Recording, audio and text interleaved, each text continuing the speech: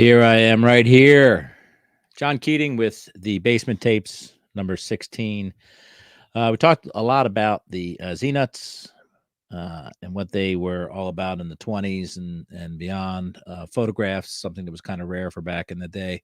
Well, here we are starting to get a little bit more into photographs in 1934 through 1936. We're talking about the batter ups. Okay, so we're going to read from Beckett. Beckett has a little bit more information about this, which is fun. And we'll read about this 192 card set, 1934 through 36 batter up set issued by National Chickle, contains 192 blank backed die cut cards. Numbers 1 to 80 are approximately 2 3/8 by 3 1/4 in size, while 81 through 92 are 2 3/8 by 3 inches. The latter are more difficult to find than the former. The pictures come in basic black and white or in tints of blue, brown, green, purple, red, or I say sepia. There are 3 combination cards, each featuring 2 players per card. In the high series, 98, 111, and 115 cards with the die cut backing removed are graded fair at best. Total value, according to Beckett OPG, $23,765. Average value for those 192 cards is $123.78. 10 to 20,000 bucks this full set will cost you. Now, I have had the pleasure of seeing a lot of these and holding a lot of these in my hand, and boy, what a thrill that was. And they do vary in colors, and the sizing differential between the latter and the earlier series is more pronounced than the dimensions would make you think. That quarter inch really doesn't matter. Just yeah. So wrappers, they say the wrappers will 1 cent wrappers catcher, or one catching or batting.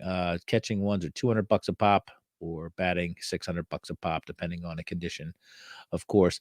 Let's get into the meat of this. I have one of these, and exactly one of these. I have card number. Well, I won't tell you that. So anyway, TCDB.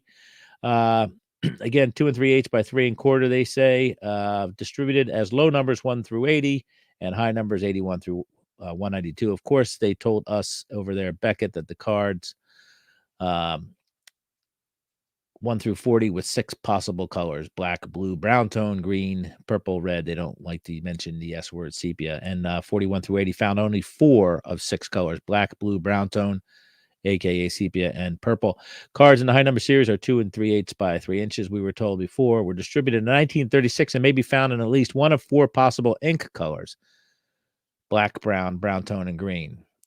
They just said that, I think. Cards are die cut and were meant to be folded in half so they could stand up for display. The teams here, let's talk about the teams: the Boston Bees, the Boston Braves, the Boston Red Sox, Brooklyn Dodgers, Chicago Cubs, Chicago White Sox, Cincinnati Reds, Cleveland Indians, Detroit Tigers, the New York Yankees and the New York Giants, Philadelphia Athletics and the Philadelphia Phillies, Pittsburgh Pirates, St. Louis Browns, St. Louis Cardinals, and the Washington Senators. There are 181 recorded Hall of Famers in this 192 card set. Now, a lot of that has to do with variations, but there are a lot of Hall of Famers in there. There's 4 records of rookie cards, and it's only 1 player, Earl Grace, with a bunch of probably colored variations there. If I look at the errors and variations tab, it'll tell me, for instance, Wally Burger. There's a black, blue, brown tone, green, purple, red. So that's your variations there. We talked about Hall of Famers. The packaging was pretty cool. Look at that. There's like a real wax pack there, or paper pack.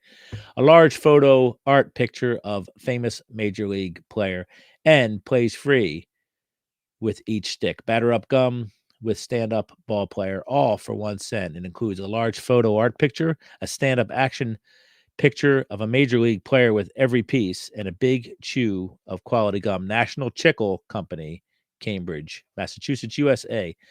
Really cool wrapper, yellow, pink, and stuff like that. So there's also, I guess, a different version that has Rabbit Moranville. I call him Marinville. Rabbit Moranville's baseball booklets, and a third wrapper that I'm seeing as well.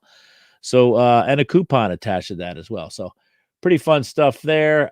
No trivia attached to this. Let's look at the gallery. We'll head down to the gallery right here. Look at that. There's no pictures available for some of the Wally Burger cards, but pretty cool photographs there. And you can kind of see some of the color variations when they decide to put them up there. But some nice little, reminds me, of course, of the 1964 top stand-ups.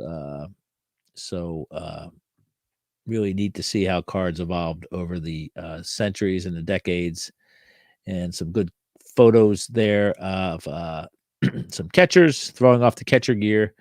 And anyway, that's that. Let's see if there's anything else on this here thing here. Yeah, there's not a lot else on TCDB. Anyway, fun little set there. I think it's kind of a one of those sets that obviously is difficult to go after, but everybody should have some of these cards in their set. 34 through 36 batter up R318. Of course, we're getting into the Gumville. Between 1930 and 1948 are the R designations for per Mr. Jefferson Burdick. So yeah, gum it is. And the dentists would end up reaping the benefits of all this. So anyway, that is number 16 in the basement tapes.